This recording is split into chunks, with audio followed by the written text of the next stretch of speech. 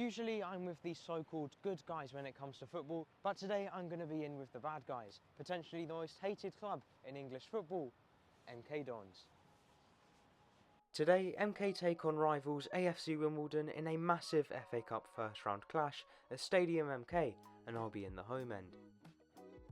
Of course, 21 years ago in 2003, Wimbledon FC was taken by their owner, Pete Winkleman, and controversially moved 56 miles north to Buckinghamshire before changing name and brand to MK Dons to fit the new location. AFC Wimbledon was formed as a phoenix club of the old Wimbledon not too long later, and have since worked their way up from park pitches to the very same level as MK Dons in League 2.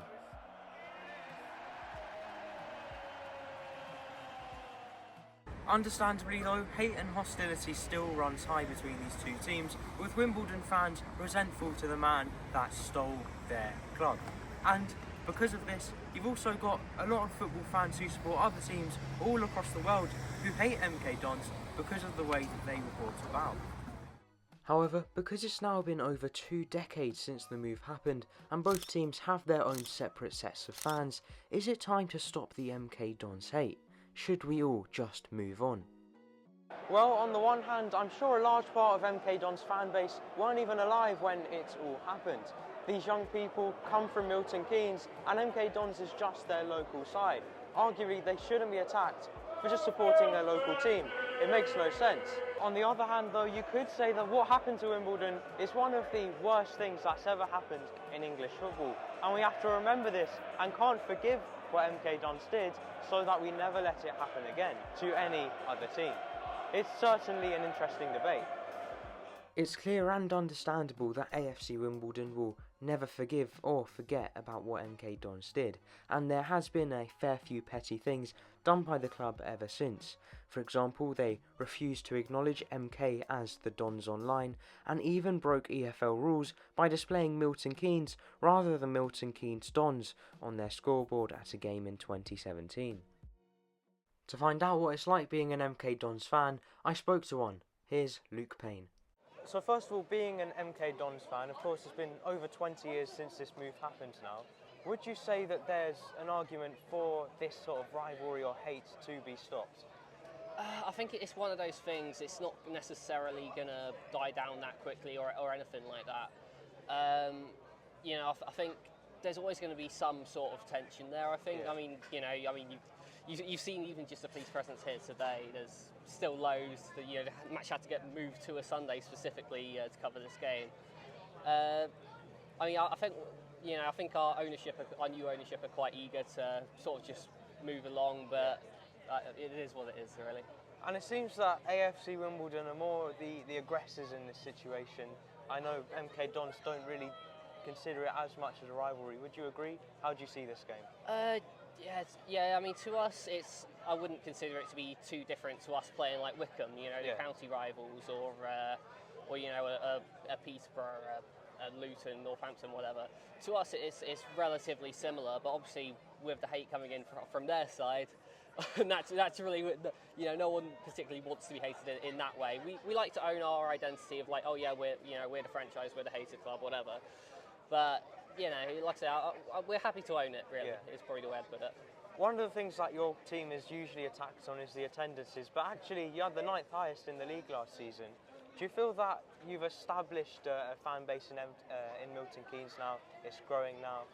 I'd say we have a way to go, because I think it was better, this time, say, probably about a decade ago now, right. When we were pushing on the championship season.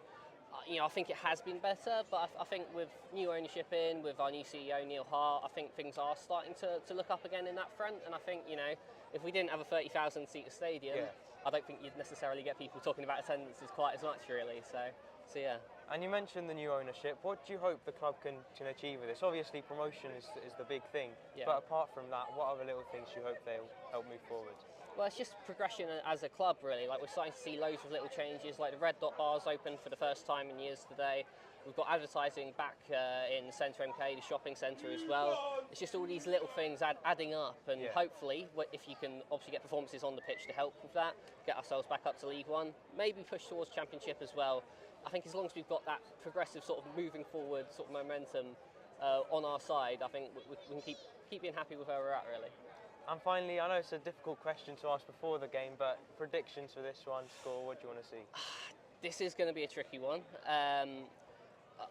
We're kind of aware that their players are going to be, there's going to be a lot of gamesmanship, put it that way, because we are a possession side. They're going to try and stop us from playing. I think the first goal will probably be crucial. Knowing their away form, I would probably go 2-1 to us. I'm going to be optimistic and say 2-1 MK Dons win. So. All right, well, good luck for today's game and thanks for your time. Thank you very much. Thank you. Cheers.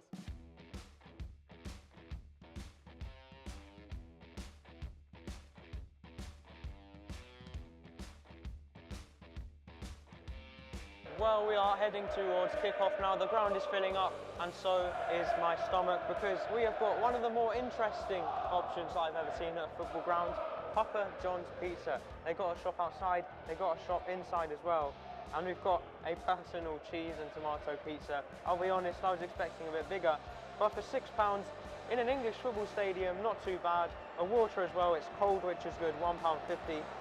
Let's have a taste of this. It looks quite good.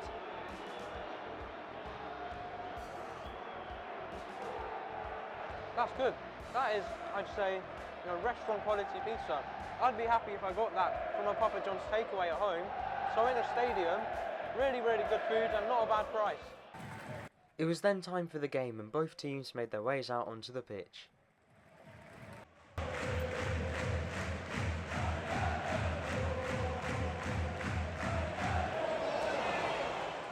It was an even start, but this MK mistake almost gifted Wimbledon a goal early on. MK's Gilby then had a good chance, his shot tipped wide of the post. And he had another good chance not long later, but Wimbledon's defensive pressure saw him lose the ball.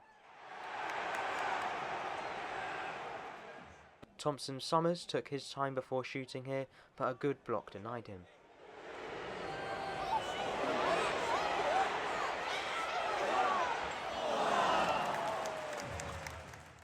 Just as half-time approached, Stevens was played through on goal and calmly slotted the ball past the goalkeeper to give Wimbledon the lead.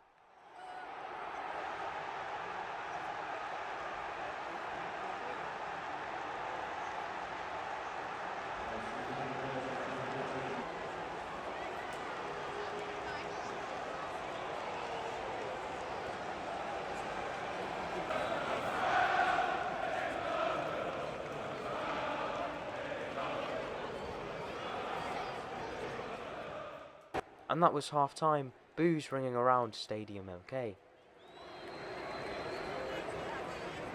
Well, that's half-time here at Stadium MK. AFC Wimbledon taking the lead in the 44th minute. Matty Stevens drew on goal, slotting past the goalkeeper to send that away ends crazy.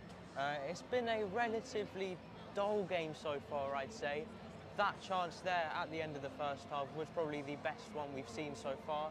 But hopefully the second half will be a bit more lively. Of course, both teams will be shooting towards their own sets of fans, which always adds to the atmosphere as well. And to be honest, I'd say both teams' fans have turned out really well. MK Dons, they've got quite a large group behind the goal with their drum as well, and then AFC Wimbledon have got a few thousand behind the goal at the other end of the ground. But so far, 1-0 to Wimbledon. Let's see if MK Dons can turn it around in the second half. The second half started as badly as the first had ended for MK, with a scrappy header landing at the feet of Bugio, who smashed the ball into the back of the net to make it 2-0 to the Dons.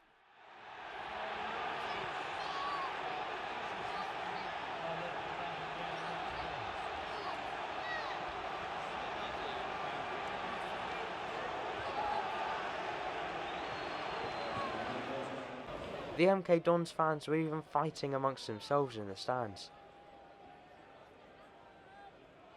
This cynical foul by Lemon Hay Evans saw him pick up a second yellow, and the former Wimbledon loanee was sent off.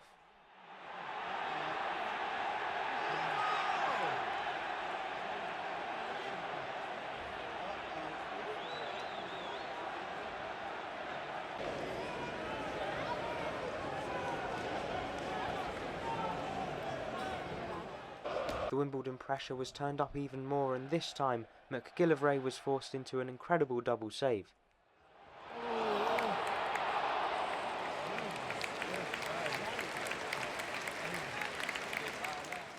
This bit of play for me though sums up MK's afternoon perfectly. 10 minutes left, 2-0 down, they have to get a goal now before it's too late. They've got a good throw in a good position here, and yet it's just given away so cheaply. The pressure began to spill over, with a bit of fighting following a foul.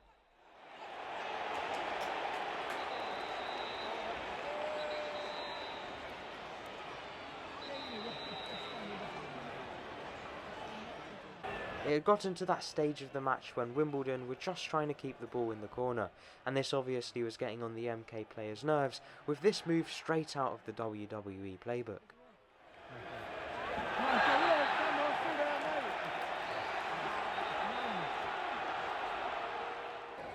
But that was full time, 2-0 to AFC Wimbledon.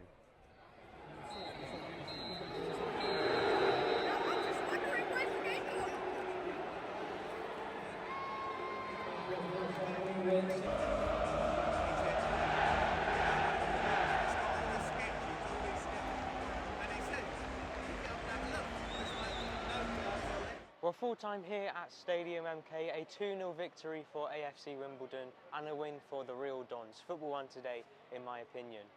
I'm not sure how well these two teams are doing in their league this season. League Two, I think they were 8th and 13th respectively, but I must say the difference on the pitch today was just so clear. Those Wimbledon fans were going crazy in the corner with their team performing so well, scoring 2 goals. But on the other side of the stadium, you've got the MK Dons fans that actually stayed till the final whistle, with most of them leaving on the 70th minute mark. The ones that did actually stay singing "You're not fit to wear the shirt" to their own players. A real sad sight for them, but like I say, delight, craziness in that away end, the 2,000 or so that made the trip up north 56 miles to Buckinghamshire, so hats off to them, fair play, a great performance. Thank you very much to Luke for his time in the interview, thank you for watching, and I'll see you in the next video. Bye!